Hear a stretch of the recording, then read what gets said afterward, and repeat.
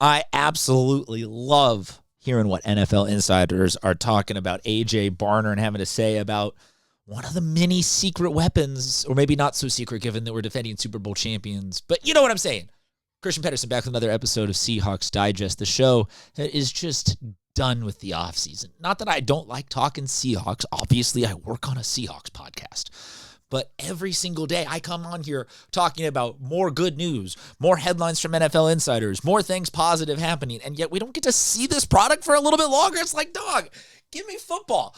That being said, I'll help you kill a little bit of the time between now and the season starting. If you want to come back for more of these videos, I got daily content for you. You're welcome to hit that subscribe button as I bring you headlines like why one analyst says that A.J. Barner is the X factor in 2026 and then compares him to another tight end in the league where it's like, wow, if that is the ceiling, that's nice. I like that ceiling. That's a vaulted ceiling.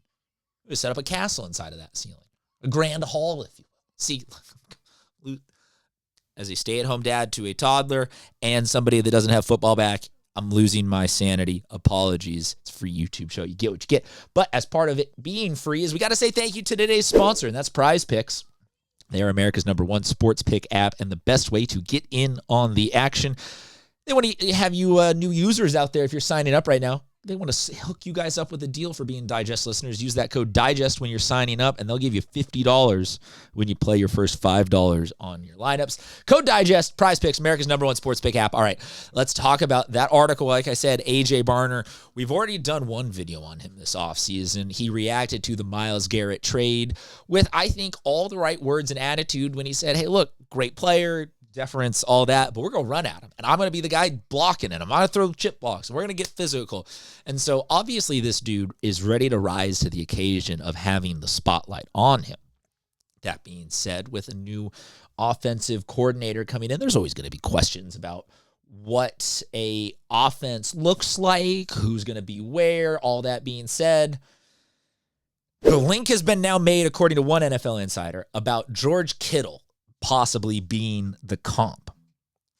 You can pause and read all of this. The second sentence down there at the bottom half of the paragraph is what I am most interested in terms of the takeaway.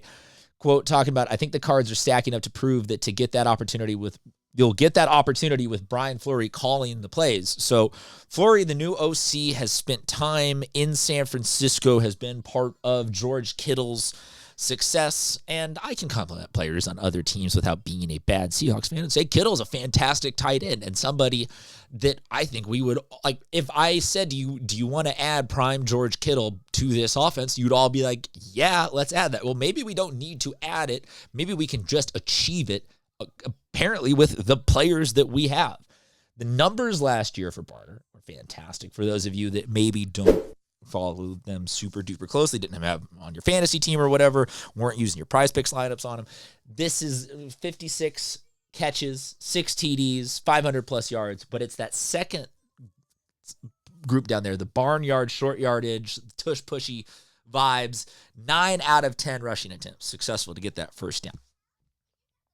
When you're talking about tight ends, I think we have reached a point in the NFL where there seems to be a need for teams to carry 2 tight ends a lot of the times because one of them is a dude that doesn't quite have the speed to be a wide receiver, but is ostensibly a wide receiver. So they're a receiving tight end. They're a guy that's running routes, catching balls, and then you've got the guy who just is a little too tall and not quite fat enough to be a lineman, and he's the blocking tight end.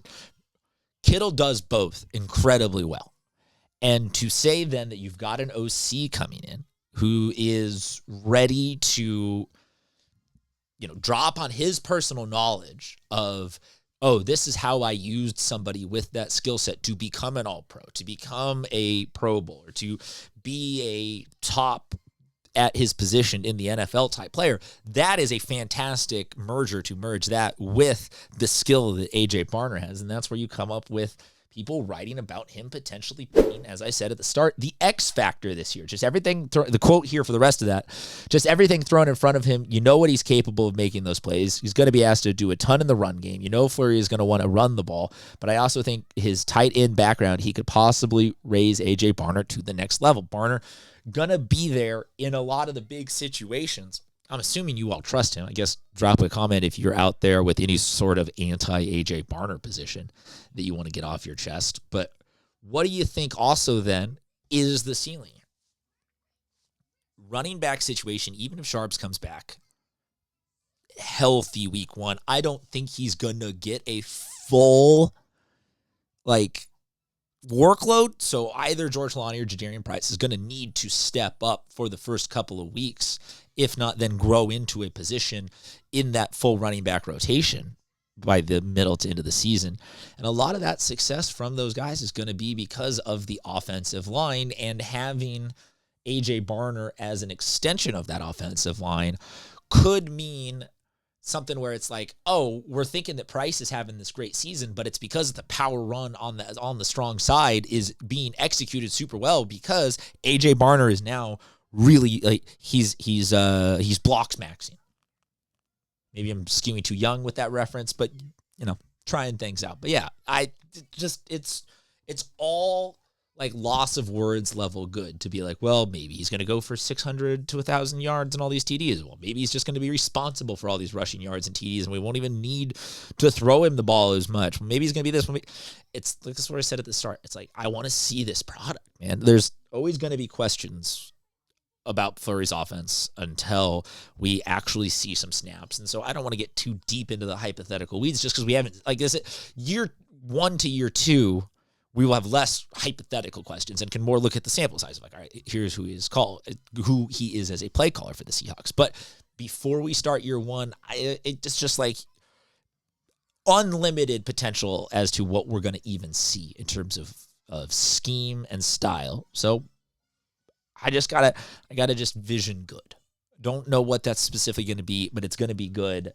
Let me know if you have any actual numbers that you want to predict on him. If not, let's just enjoy, like I said, the countdown till the return of football. Something else that can help you count down the return of football is logging on right now to Prize Picks and signing up. They are America's #1 sports pick app and the best way to get in on the action. And if you're signing up for the first time, new users, use that code DIGEST. Prize Picks will hook you up with $50 when you play your first $5 in lineups. Beyond that, if you're a returning user, they've got a bunch of other great promotions. Taco Tuesdays, all period, day, period, long period. Every Tuesday, their board is serving up discounted projections. And then close out your week with Flex Fridays. You can turn it up a notch with your Flex Fridays. Get that 40% boost on all your payouts. Baseball, I guess basketball and hockey are done, so baseball and World Cup action between now and the return of the season to get your fix there. But yeah, code DIGEST when signing up for Prize Picks. Thank you, everyone, for tuning in. Talk to you guys next time.